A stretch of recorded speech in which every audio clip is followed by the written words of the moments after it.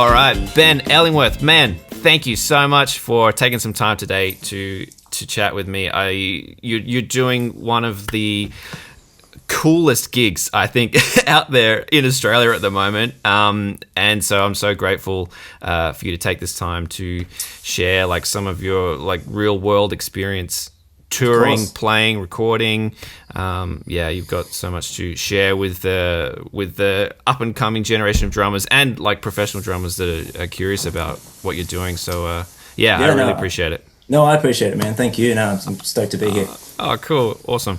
I guess we'll just start off like I said, you're the drummer for G Flip at the moment, which is just, like every clip I see of you playing with them in, whether it's like a big festival or a TV thing, like you just absolutely killing it. The energy is like always 150%, and the music is so cool. It's obviously connecting with so many people out there. So I guess first of all, how did that gig specifically come up for you?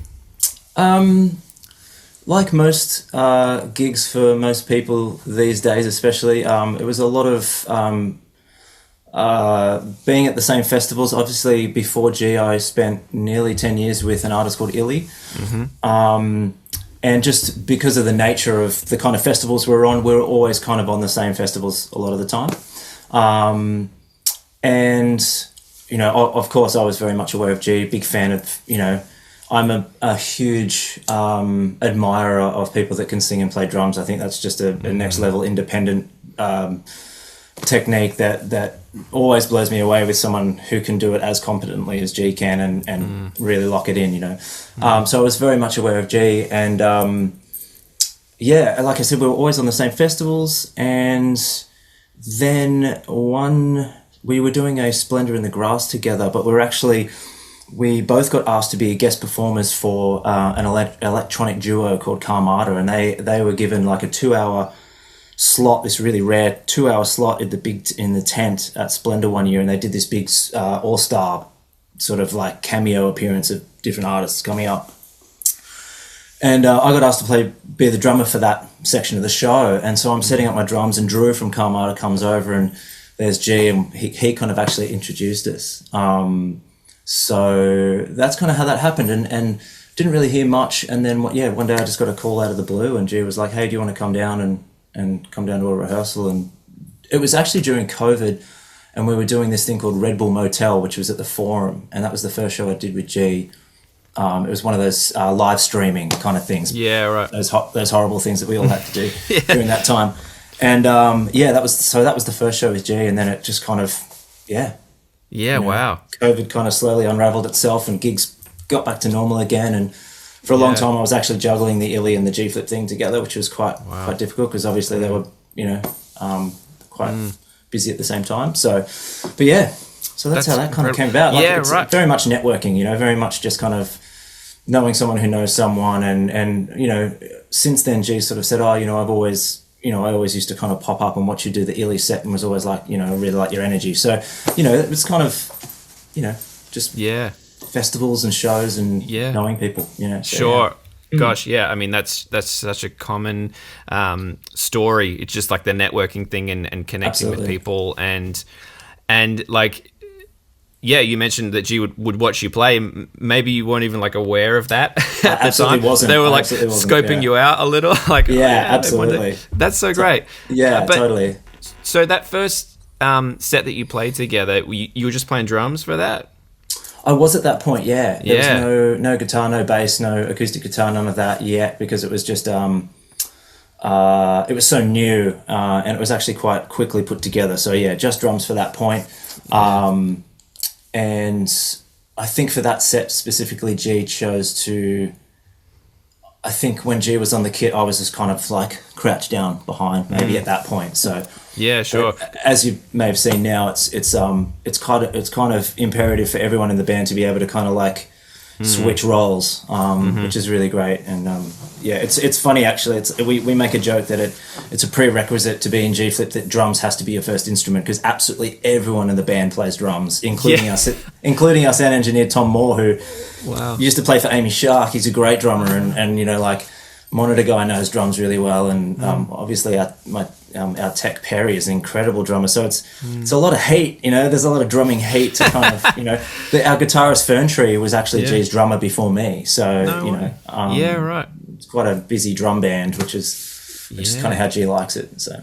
That's awesome. I mean, there's a couple of things I want to ask about there, but I was going to ask whether like you being a multi-instrumentalist kind of helped you get the G Flip gig, because like people who see you play now, it's like you're doing this and that, do that, but it sounds like in the beginning it was really just like they loved your energy just behind the drums. It was just drums. And actually at that point, I'm not sure anyone was really aware that guitar was something else that I played, And like as far as me playing guitar, it's not something that I'm certainly not a lead player by any means. I definitely know enough to kind of get through sort of rhythm parts and all that kind of stuff, which is kind of what the show requires, just chugging away and just being a support for Fernie and allowing G to get on the kit. So it was very much just the energy of drums at that point that kind of got me over the line with the gig. I mean, it's something that I really try and like highlight to perhaps younger drummers, like just the importance of being able to like diversify a little bit outside of just playing drum. And I don't mean like just playing drums. It's obviously there's a huge amount of work that goes into that, but of course for someone like yourself, you're using all these other musical skills in your career now. Like that's what's allowing you to do the gig that you do. So it's really important. I agree. I kind of actually wish that vocals was a thing. Vocals is actually something that I'm kind of like taking on now as something like a new challenge and a new sort of just a new kind of feather to the bow sort of thing. Sure. And that's a big bad kind of adventure that I'm kind of like beginning now. But it's something that definitely anything from piano to guitar, anything that kind of like gets you your awareness out of drums a little bit, and I think it really helps you listen to other members of the band. By all means, it's like it's just I think it's super important just to, if you have the time, because like you said, drums is a lifelong lesson. We all kind of put in as much time and all the hours we can, and we're still not. I don't think anyone's still quite where they want to be ever, which is the journey. But definitely, man, definitely encouraging anyone coming up to pick up another instrument as well.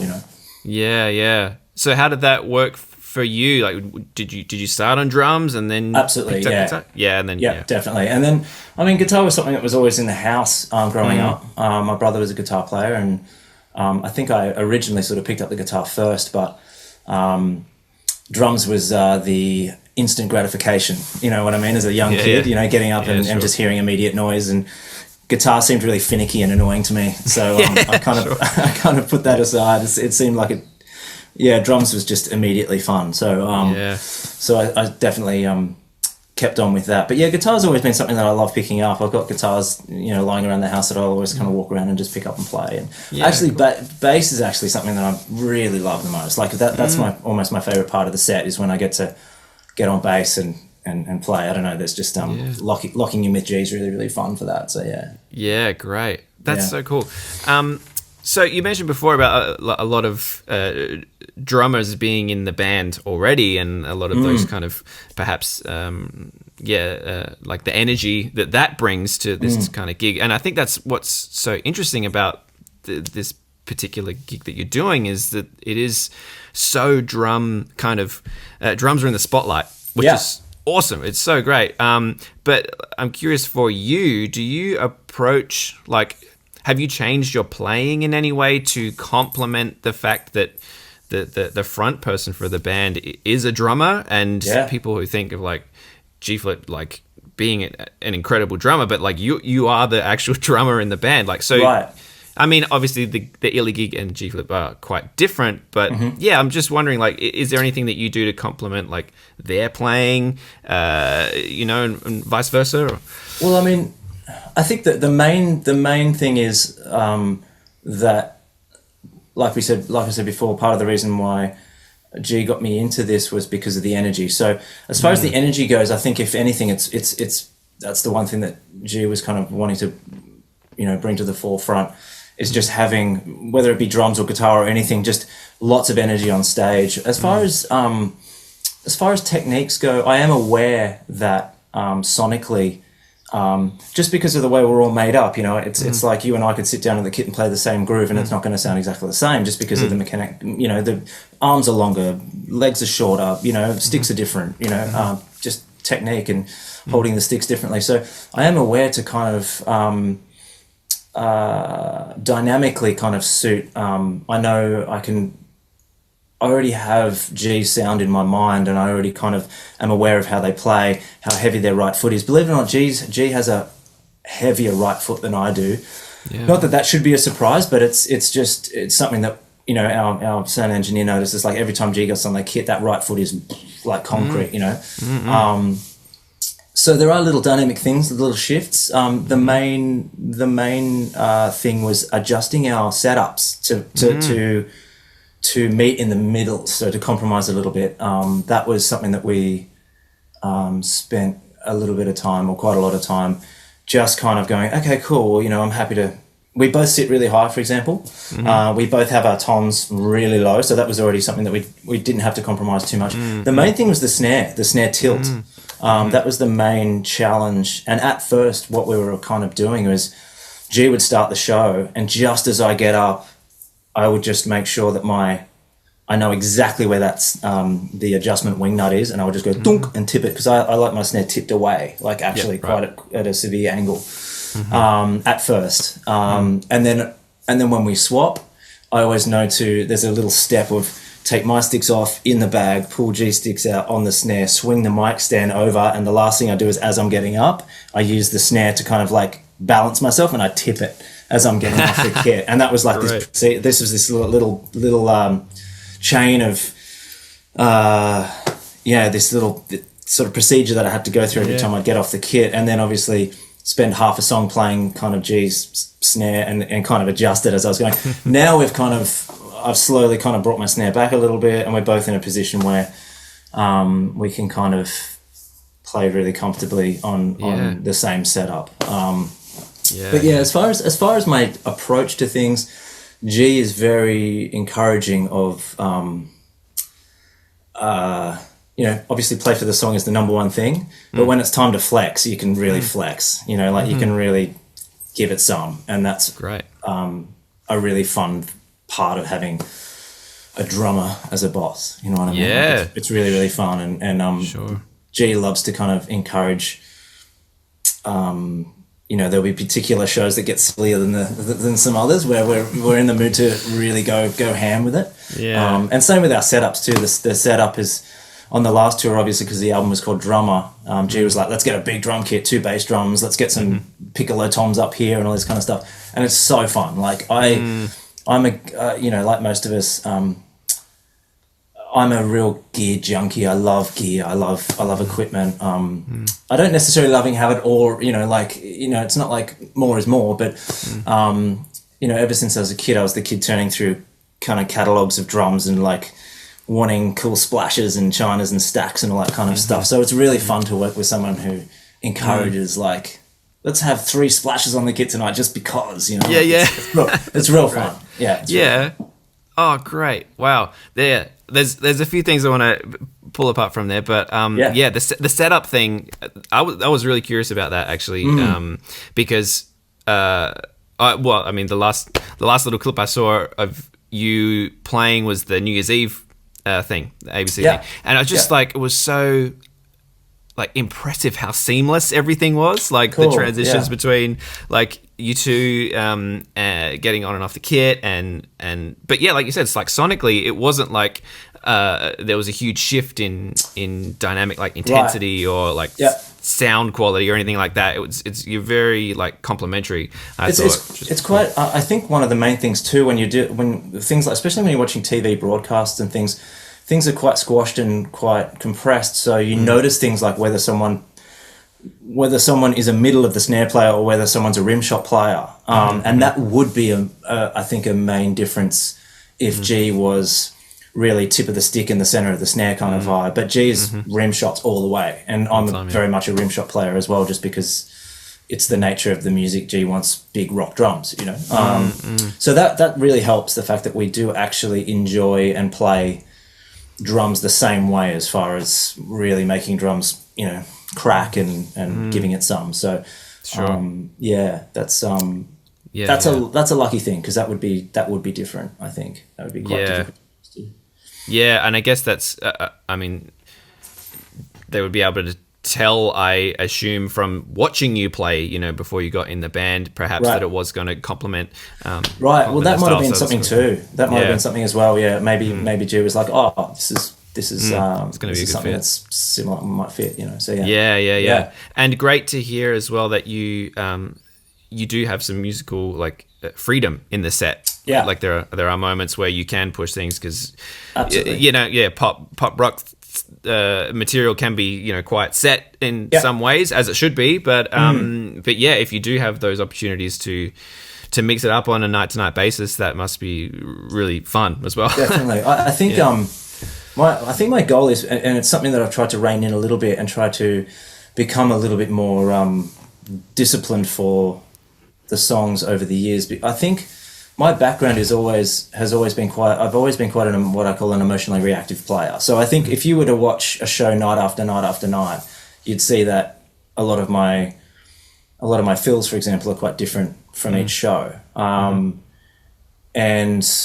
that's just a factor of how we all play. It might have been that one night I've had dinner too late and I'm feeling a little bit lethargic, or whether the crowd's really giving me a lot of energy. And I'm very, very, sensitive to emotional reactions at the time. So I think that's something that breathes. Obviously, the parts, the kick patterns, all that kind of stuff, always the same. But when it comes to the more improvising side of drum fills, the natural nature of improvising a drum fill in that moment, in that split moment where you decide, starting and I'm ending, what happens between this period of time and this period of time tends to change for me quite often.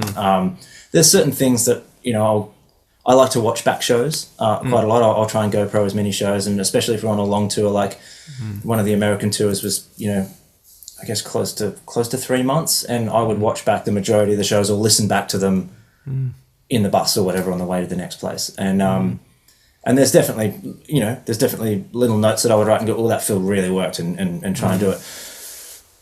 But as a whole, I generally am quite an emotionally reactive player. And I think finding that balance between discipline and being emotionally reactive, I think if that balance is met right in the middle, it's kind of the perfect storm. I think if you're really spatially aware of the music around you and who's playing what, and you know that the song has a very strict structure, however, within that, you've got a vocabulary that allows you to flex a little bit. I think that's my constant journey. That's the thing that I'm really aiming for, is to get that balance square in the middle between, and learning the rules of both games. You know what I mean? That for me is what I'm trying to chase. Heavily.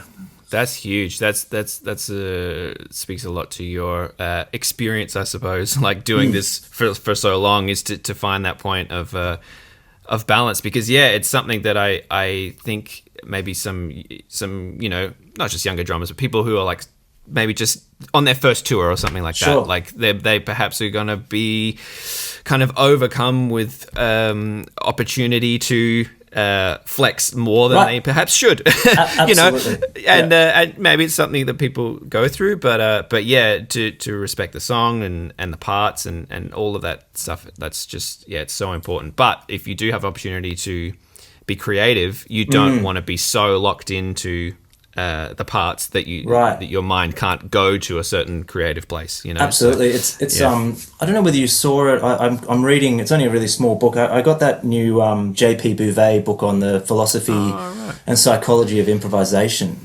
and it talks a lot about hyperfocus and like zooming in and zooming out of your playing as you're doing it. And it really struck home with me the idea of hyperfocus, which is where you might be so fixated on where your thumb's sitting for a particular part, or the other end of the spectrum is that you might be so far zoomed out that you're thinking about what you're going to have for dinner at catering after the show. And it's this constant zoom in, zoom out, zoom in, zoom out. And it's the same kind of idea with the balance between emotional reaction and pure discipline and pure robotic discipline, that hyper focus is something that being allowed to flex a little bit and improvise in a particular situation, I think is really good for any players, any touring players or any recording players, because it teaches you decision making. I think it's like you can feel suddenly being able to control your focus becomes easier. It doesn't become something the focus takes you over and suddenly I don't want to be focused. I don't want to be hyper-focused. Like you actually you can choose to use focus as a tool when you need it. Sure. And that has a lot to do with, the concept of choosing those improvised moments. And when I say improvised moments, I just mean anytime you do a fill, I mean, I'm really interested to ask you, like, how, a lot of the work that you do it must be very disciplined, because you're really chart reading, or you've got a specific part to play, because it is so intertwined with the production or whatever you're doing. But do you ever have that moment of like, are all your fills predetermined, for example, or Yeah. I guess that's it's an interesting one, because some of them are, for sure, and depending on what it is, I guess like a lot of the work I did last year was like music theatre stuff. Right. So, some of the shows and some of the scores are written out pretty much note for note. And then some, there's more flexibility and freedom in that. But I think it's a different kind of headspace. I think It's a different approach, and that what you're playing is ultimately serving a bigger purpose. Like for music theatre, for example, there's so many other elements going on. Sure, yeah, that if you just try to go, rogue and put something on, it's just gonna it's not gonna collapse the production, but it's not. You'll probably hear from the MD after the show. Yeah, like, hey buddy. It might be some of that, but sometimes it's great if you can do a theatre show where you do have some freedom. Then that's the ultimate, because then it's a consistent gig. You get to really, like, the thing I love about that kind of work is that you're in a very safe and consistent environment. It's a controlled environment where it's like you turn up for work, your kit is set up exactly the same every night. You're not having to pack down and rebuild and all that kind of stuff. And, but that allows you to be like 100% focused on the music. Like, there's really, there's nothing really distracting you or pulling your attention away. You can just today I'm just focusing on this, and that's what I really enjoy about it, because you can get really quite really detailed with stuff. That's cool. But it does have its downsides, obviously. Like when you step out of that environment, you're like, what's all this other noise and influence? I saw a video of you the other day where it's just like you basically you used up your quota of notes in 16 or 8 bars or something like that. And I was like, that's why I wanted to ask you, because I was like, you're really flexing, really pulling out the big stops, and I was like, is that something you get to do often? Because that's really cool if you do. But, no, that show in particular, there was a little bit of space, so just try and take advantage of that. But I'm actually curious to ask you, like, from a writing point of view, like, are you involved in the writing process of, like, say the last album, like the drummer album? Were you involved in that? Or? Not the last record. This next record, I actually go to LA on the 7th. To join G and G's producer Aiden. My main role there was to go over and kind of help pull some sounds, because apart from being a touring drummer, I've been a drum tech for about 25, maybe 25, 26 years. And if you've ever gotten a drum kit from Melbourne, it's probably been me that's tuned it. Because I've been at Deluxe. I've been at Deluxe for nearly 8 years now, and I was at Stage Systems in Sydney for 9 years, I guess, 9 or 10 years there. So if you've ever hired a drum kit from Melbourne, it's probably been from Deluxe. It's probably been me that's prepped it and tuned it. Great. And it's getting off track here, but going over to LA, pull some sounds, and kind of just be there to kind of help G along with little decisions here and there, maybe some options. As far as obviously the the songs, the melodic structure of the songs, absolutely 100% all G. G is an insanely prolific songwriter and multi instrumentalist, and has an incredible ability to top line, vocal top line like you wouldn't believe. And they play piano great. They're just an incredible art. I was lucky actually on the last album. I think I was there because we started the show. So we started the show build pretty soon after. So we were in LA at the time anyway. And I got to actually be there really late at night and watch G put the finishing touches on the record, you know. And I think it was like 4 a.m. or something, and it was like the last little overdub of piano or vocal or something.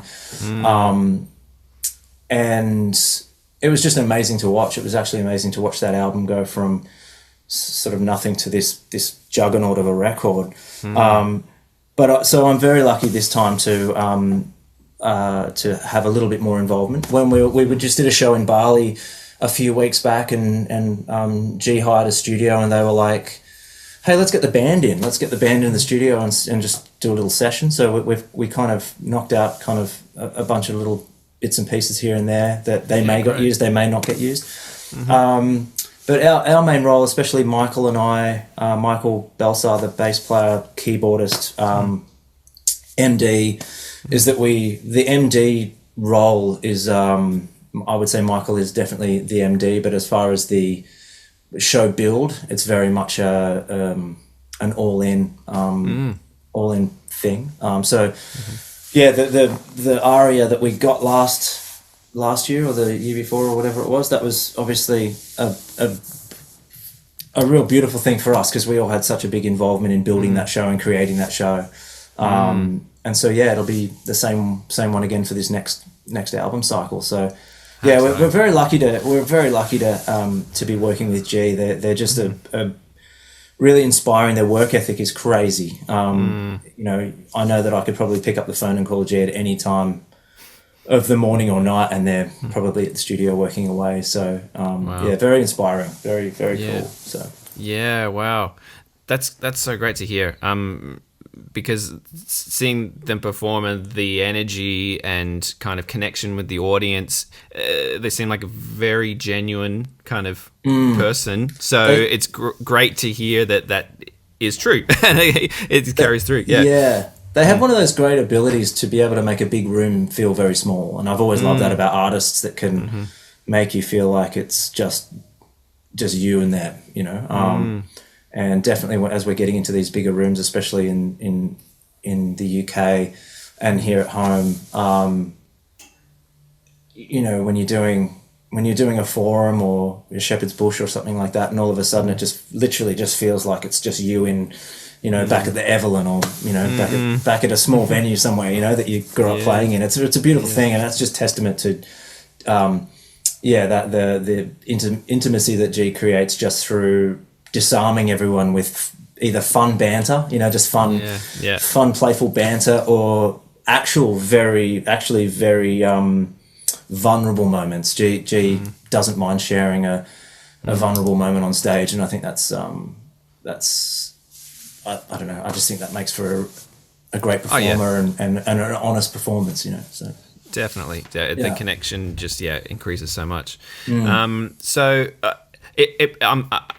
sure it's a process that evolves over, you know, months or weeks, but just I think something that I'm curious about, and a lot of other drummers I think are curious about too, is how you go from taking like a finished album, like it's all done and polished and, you know, quote unquote perfect for that particular context, and turn it into a live show, like the subtle changes in parts and arrangements and sounds, like what you decide to, you know, sample and put on a pad versus what you're just going to play live. And absolutely, how does that kind of evolve? That's a great question, because the electronic element is something that has always been part of my playing all through every band I've ever been with, and a lot of the time, for a long time, it was because of the use of samples and things that would often people would connect me with that and kind of go, hey, can you do this gig? There's, you know, I mean, nowadays everyone has an SPD, so it's not insanely, you know, different, but it is something that I'm have been doing for a while. So, and I've actually started to relinquish control a little bit more to not having to do everything manually. It was really, I used to have this bee in my bonnet about not shortchanging the audience by putting something on track and actually physically trying to play it. And I think as I've gotten older, I've realized for the better of the show, it's probably good to leave things, layered percussion and things like that you physically can't get to just leave that into a track. So there's a lot of decision making when it comes to sitting back and listening to the album and going, okay, cool, that's just a simple one shot repetitive sound. I'm not doing much else. That'll go on a pad. But as the layers start to kick in, I think you, instead of kind of reaching for a shaker and go, I can do it all, I can do everything. Sometimes it's just better sonically just to kind of chill a little bit and allow other live elements to shine a little bit through, and let go of the ego and sort of just allow that to kind of just be on track. I think for these big pop shows, there's so much that gets thrown, so many layers, so many tracks that make up a pop album. But also at the same time, I think the G show is actually quite organic in a lot of ways, so that we will actually strip it back because we enjoy the way that particular part sounds as just a rock band with 4 people on stage. So there's that as well. There's that where you can't deny the energy of just 4 people playing together with absolutely no production behind it. It's just like a little bit of a punk rock thing that is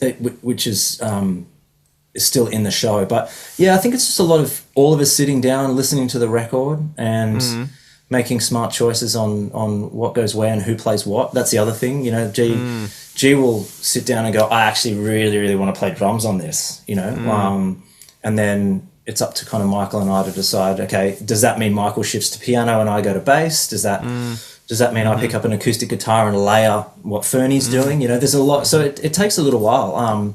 And normally what we do is, last time what we did was we sat in G Studio in LA and, we had a good 2 or 3 weeks to build the show. And that includes new arrangements. So G's super open to kind of like from the get-go, having fresh transitions and little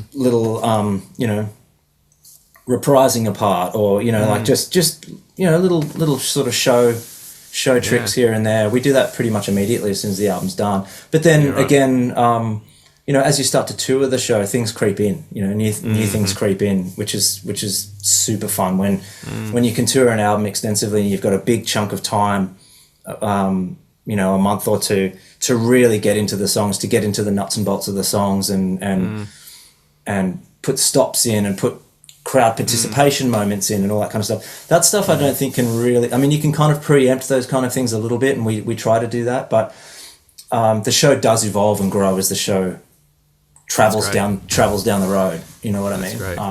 Sure. That's something that's really, really fun too, because it's nice. Again, it's another testament to G's sort of creative freedom that they allow us and themselves is to not be so stringent, so strict with, this is how the song goes, this is how it was written, and this is how the show goes, and you press play at the start and it goes all the way through to the end and that's just the show, There's a lot of flexibility. So that's really cool. Really cool because you're right. There's a lot of big production shows out there that it really is just start, stop, and I think there's for some artists and some music, that's fine. Like that's what it needs, and people just want to come see that. And people do, again, there's things like, Worst Person Alive is never going to change drastically. It'd be crazy to change that song and do a mariachi version of Worst Person Alive because we've played it 100,000 times. That song will always be that song because it has to be that song. People pay good money to see that song played a certain way. That's a classic song of there's drum fills that will never change in that song because they're written that way, but there are definitely other songs that you can be a little bit more playful with. So sure, and give space for it to evolve along the set, and you realize the crowd actually really gets into this moment. Maybe we should double the length of the chorus or whatever, leave it space. Exactly. That's cool. Yeah, for sure. Awesome.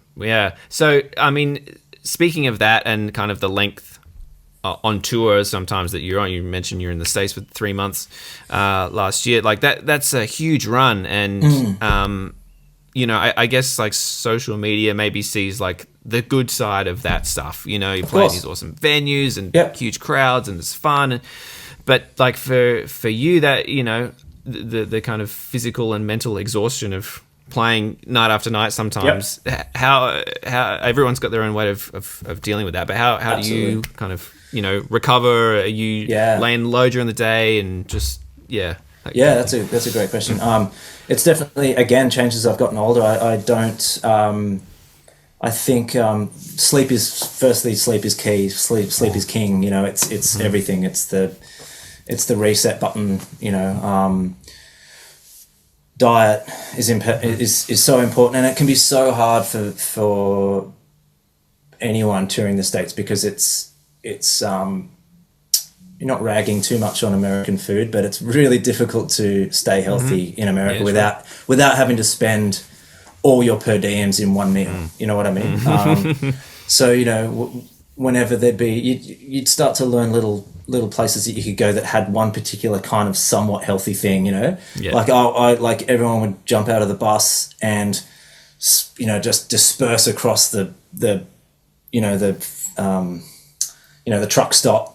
And there'd be people heading to Denny's and there'd be, you know, and if there's a Starbucks, there's this one item in Starbucks and it's a wholemeal,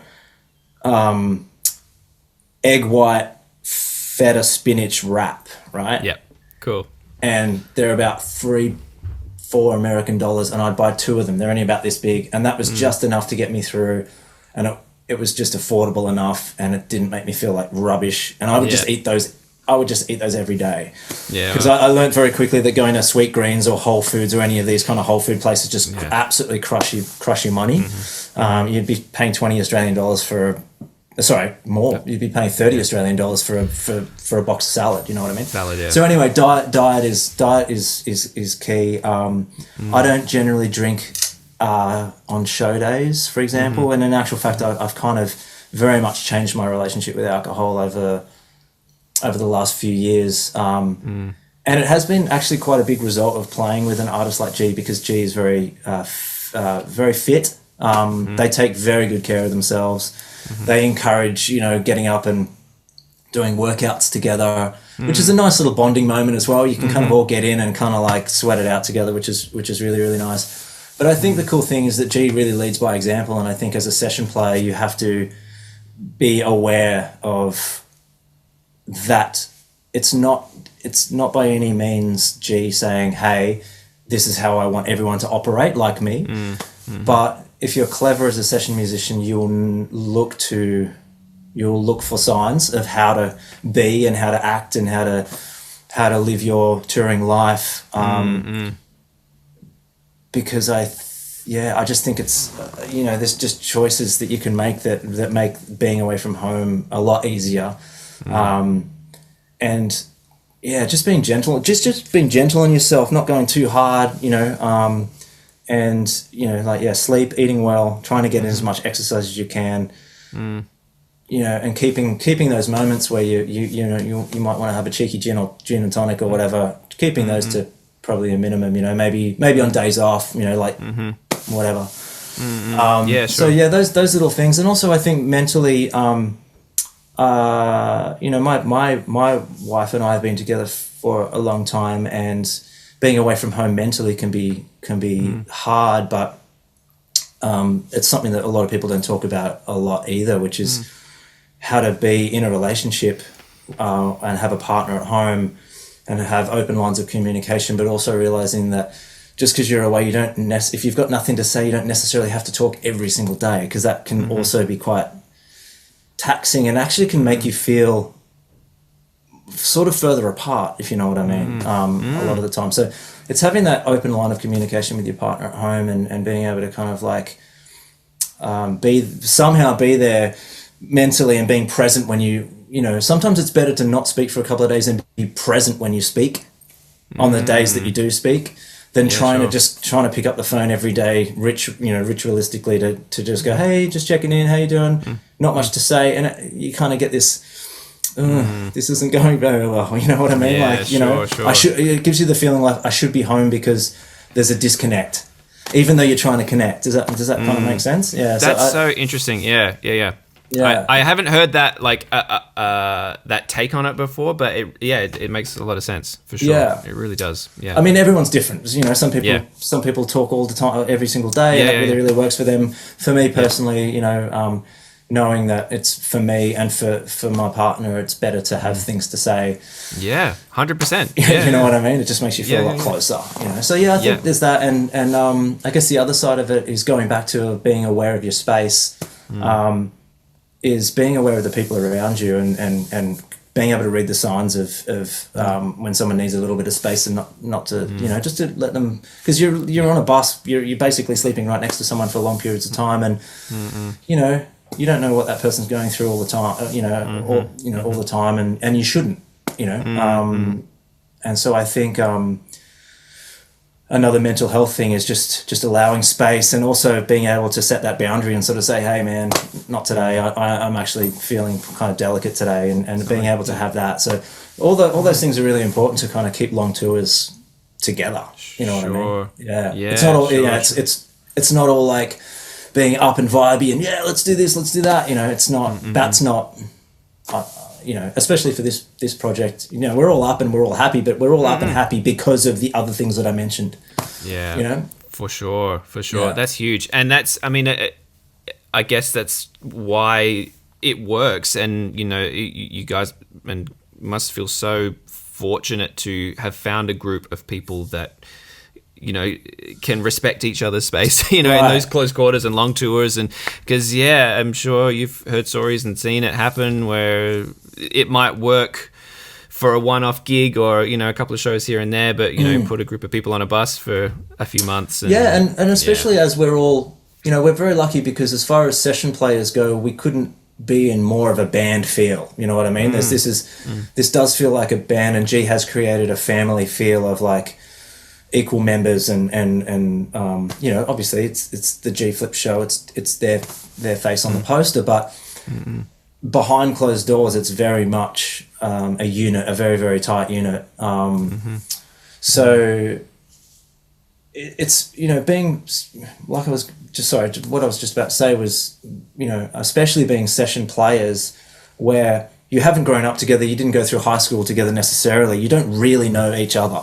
And it sometimes can take months for the cracks to appear, you know, and by that stage, you know, you it's very difficult to kind of be able to sometimes communicate and to work through problems with someone that you haven't really spent heaps and heaps of time with previously, like in a more sort of personal relationship. So sometimes those tours can really be quite tricky when you don't, you know, you're with 4 or 5 or 6 or 7 other people who you're just like, hey, my name's Benji, you know, I'm here for the tour, blah, blah, blah, and you're on a long tour. It can be quite difficult. It's you know, like when you're in a band growing up and you're, you know, kicking around Australia in a 12-seater, you can kind of fight like brothers and sisters, you know what I mean? And you kind of, it kind of works out, you know what I mean? You can kind of, you can kind of like bicker and carry on when you're actually in a project together in a band and you're kicking about. But as a session player, you have to have a little bit more decorum perhaps, and a little bit more awareness of each other's personalities, you know what I mean? Yeah, sure. It's kind of like it's professionalism, right? You know, on some level, you know, like it's something like aside from the music that is just as important, if not more important in some situations, just to be, you know, a cool person and be able to easily get along with. Yeah, definitely. Yeah. So speaking of like that mental side of things, you have played some like incredibly like some big venues and big crowds, and I imagine like some high pressure kind of session things or TV gigs or what have you. Has performance anxiety ever been something that you've dealt with or ever been pretty confident within your playing? I used to sort of go through a bit of an imposter syndrome thing, you know, and I remember you know, I've spoken to heaps of friends about this, and it can come on so quickly and have such a dramatic effect. You know, I've had friends that you hear stories of being in a situation where you've played something and you've made a mistake, no one else at the time really knew it, but you knew it. And then you take that back to the bus and you kind of go, oh, fuck, oh, God. And then the next night it happens again. And then you're just like, oh, shit, it's happened again. You know what I mean? And then maybe someone else in the band has noticed. I'm not saying this has happened to me. I'm just saying how imposter syndrome can kind of come on very, very quickly. And all of a sudden, you know, night after night, you're now in a situation where that part fills you with fear. And it's almost like you stumble before you even get to it because you've preempted the mistake, you know. And these little mental sort of interferences creep into your brain and can be really damaging if you don't kind of have some way of kind of being able to release that kind of information from your brain. And you know, when I was younger, I was filled with a lot of unnecessary interference. I spoke years ago to I think maybe a mutual friend, Dan Kirby, who he was chatting to me about this topic. And years ago, this was probably when I was about 19, I got this tattoo, and it's an equation that says P equals P minus I, and it stands for performance equals potential minus interference. So in order for you to be at your peak level, your performance and your potential need to be exactly the same. And the only thing that's going to detract any of that is interference. And that interference can be from, oh shit, there's a person in the audience that's a great player, and I can feel them watching me, or I've just had a fight with my partner, or you know, I don't know, any of these kind of things that have nothing to do with what you're doing. None of it has anything to do with what you're doing. You're there because you know the set, you know it because you know these songs back to front. You're there because you're the right person for the job, and nothing else matters. Nothing else is important. So as I got older, I kind of used that to kind of get rid of any of the unnecessary stuff that's out of your control anyway. When you're up there, the only thing you control is the sticks in your hand and the song and the way, you know, the energy that you give to people in the audience. They're the only things that you can kind of control. Everything else is something that you've created, and you've manifested something that's not real.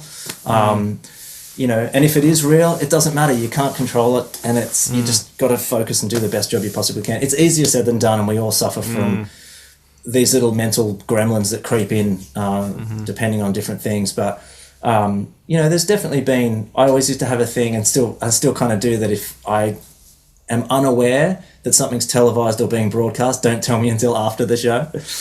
Great. I prefer not to know. I mean, obviously it's glaringly obvious when you see a massive ABC broadcast truck out the back of the venue, and you're like, cool, okay, this is a live at the Wireless gig or whatever. And most of the time you know well in advance. But yeah, some of those like TV things and broadcast things, you know, they make those shows feel a little bit more red light feverish, you know what I mean? A bit more like, here we go, here's the record button. But yeah, there's just sort of certain things that I kind of, little mantras that I say to myself and try and remind myself that I know exactly what I'm doing, and if I've prepared properly, then nothing's really an issue, nothing's really a problem. Yeah, great. But yeah, man, that's so cool. Thank you for sharing that. That's incredible insight, and yeah, something that I think is not spoken enough about. Right. You know, absolutely. Especially like in today's time of the Instagram blazing videos, and it's absolutely insane. Have this comparison thing. It's so insane. Like, it's such an insane time. You know, I came up with none of this. I didn't have any of the kind of, even the YouTube stuff, or just the ability to kind of access what the hell everyone else is doing. And there's so many positives to it, and I think people's learning curves can be so much steeper and so much quicker, and your ability to kind of absorb new information is just so much more readily available. But the other side of that is that can create massive anxiety around, oh my God, I'm just a blip in the ocean. Like, you know, everyone is leagues ahead. Everyone is doing crazy things. And I think the thing is that, going back to what we said right at the beginning, which is you and I can both sit at a kit and play the same thing, and it's not going to, you know, it's not going to sound the same. And I think it's like drumming and music, I think, is like a fingerprint. You know, everyone's got one, but they're all absolutely different. You know what I mean? And I think remembering that and knowing that if you have a personality and you're playing, and, you know, the reason why you're there and in that particular gig is because of personality that you bring, the kind of flavor that you bring to the same beats that everyone else is doing, but it's your take on it. So Sure. it is crazy. No, that's huge. Yeah, it's really interesting. Yeah, because I think when sometimes you can, if you're on a gig and something does happen and you kind of think, that didn't go so well, then when you realize like, there's all these other people that you see online that are seemingly doing so well, it can, manifest itself even more to be a bigger thing, and all of a sudden, It's so, I think it's so important to remember that everyone is going through it. Everyone's doing the same stuff. Whether it's, you've got to remember that it probably took 200 goes at that one particular take to get the one thing that you're seeing on Instagram right now. You know what I mean? That's it. That's it. And, just keeping a realistic kind of view on what's happening on the internet, I think is, just do what you do and do it well, do it with conviction. I think that's the main thing. If you do something with conviction, people can tell. People can tell that that's a real thing. And if you're giving 110%, people just, I don't know. There's something really in that. Just doing something with real conviction and real meaning. Definitely. Yeah. I agree. So I think perhaps, I mean, it's not a question of maybe, it's definitely, there's a lot of drummers who are looking at your gig and kind of aspiring to do something like that. The big kind of pop rock festival touring thing. But it can be really daunting to kind of know, like, on a musical level, perhaps, like what to work on, Right. So I'm just sure. curious, like, for maybe some of the younger drummers out there, what's something that like you remember working on as a younger player that you're using it like every day in your gig? If it's like, is it playing with a click or dynamic, like versatility, or just curious, like what's something like I'm really glad I spent some time working on that. I mean, click tracks 100%. Click tracks are just it's whether it's recording or playing live, it's just the nature of the beast and the days, the times that we live in now is that 9 times out of 10 you're going to be playing with a track or whatever. I think that's absolutely it. I think it's, being able to play with a click and being able to breathe through a click and being able to lean on either side of a click, and just having a relationship that makes it still feel organic and real, I think is something that I remember spending a lot of time. And I remember, playing to clicks at first and then listening back to it and going, why doesn't it sound as good when I'm just playing freely, and then just learning that relationship between sort of, dragging and pushing and all that kind of stuff. So definitely click track stuff. Dynamic playing for sure, and a lot of technique stuff, especially if you are going to be touring a lot, is getting on top of your technique straight up and just being really aware of your technique. And I'm very lucky that, I must be doing something right because I've never suffered any injuries or never seemed to have any aches or pains, which is really, really, really great. Very, very lucky. Or I'm doing something right.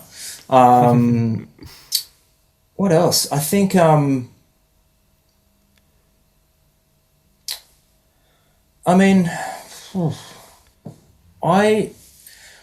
to sort of reverse engineer the question in the way that there's things that I think that a lot of people work on that might be a little bit irrelevant to maybe what they're doing. And I guess what I mean by that is that we're kind of in a time now where we get fed little tiny snippets of information and we want to grab like a 4-bar fill, a 4-bar lick off the internet that we see, and we spend time learning that, but we don't learn the foundation of where that came from or how to then make it musical. We have these little like short bursts of like a gospel chop and we go, oh, that sounded so sick, I'm going to now go to my practice room and spend 2 hours on that. That you think is going to go into your vocabulary, but it actually kind of doesn't, because the way you've learnt that has got no original foundation. It doesn't really at this point belong with anything else. And I think as young players coming up, or just new players, or players that are going to be session players, is just focus on songwriting, like listening to music and listening to the way a song is put together. I think listening is just such an incredible tool to be able to understand where you need to be sitting in context with everything else. I think having the vocabulary and obviously having all the stuff is cool. It's really, really cool. It's really, really fun. But I think it's, if you set your practice stuff up into, I always like to think of it as the first thing I do when I sit down at my kit is practice the stuff that I'm getting paid to do. So the stuff that I need to accomplish because I'm getting paid to do a job is the first thing that I do. The next stuff is the stuff that I maintain and the stuff that I kind of want to make sure that I've still got in the bag. The next part might be new stuff, new stuff that might be down the track or stuff that I'm aware of that I'll need to know.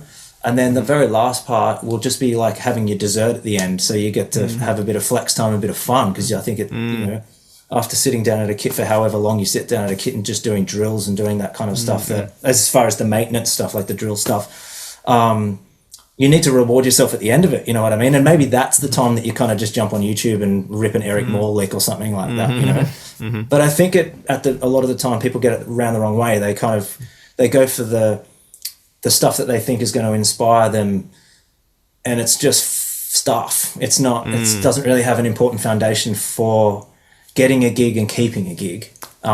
Sure. It's certainly not going to keep, it's that sort of stuff is only really impressive to chin strokers, drummers standing down the back who are all thinking whether that person's, better than they are. Yeah, sure. You know what I mean? It's just the chin stroking. That stuff is really appealing to the chin strokers of the drumming community. Like I said, very cool, very important to do just for fun. But I think sometimes players get their priorities around the wrong way, and they need to kind of just focus on the basic stuff that feels good, rather than the TikTok or Instagram grabs that we just go, damn, I want to play that lick, Yeah. Completely out of context. Yeah, absolutely. Yeah. So are you getting to practice much these days with your schedule? Yeah, great. I remember chatting to Stan Bicknell about this years ago, and he was, as everyone knows, Stan's a big fan of getting up at 5 minutes after he goes to bed, and getting up and crushing it. And there's that old thing of win the morning, win the day sort of thing. And Stan, that really inspired me to kind of want to get up and start the day with the good old coffee and get in as early as possible. So I try and get up at 5:30 most mornings, and I try and do. I feel for me, I'm very much a morning person. I'm absolutely useless at night. I'm terrible at nights. I think nights is when I should just be present with my partner and we're just doing stuff that we want to do. The nighttime is for just taking your brain out and just, whereas for me, I'm very vibrant in the morning and I'm really like ready to conquer everything, and I'm just in a better headspace. So, I try and get up at 5:30 or 6, and I'll try and bash out 2 hours. I'll try and bash out 2 hours. And the first hour of that will be, like for example, I'm jumping on a tour with, an artist named Jenna, or she goes under the name Heaven She. And I'm just, last minute sort of jumping on a little East Coast run, in a couple of weeks. So that's been my main focus. For example, get up at 5:30, go run the set. And then in the next hour after that, just kind of go and work through my usual sort of routines of hand stuff and bits and pieces. So, cool. That's kind of great. That's so cool. Yeah. I mean, it's inspiring to hear like someone like yourself who's on such a high level is still shedding and still putting in the time to get better. That's definitely, that's so great. I mean, and in between that, I'm finding like learning how to listen to music differently, and again, like picking something and really, it's the great thing about being on the road is you have so much time to just sit around. And so I would like to kind of dissect things and really, really listen to songs and try and really think about more than just drums. I'll try and think about the other elements of what's going on in the song. And I think that really helps, you're playing a lot as well. So 100% listening. Absolutely. Yeah, absolutely. Well, and thank you so much for joining this today.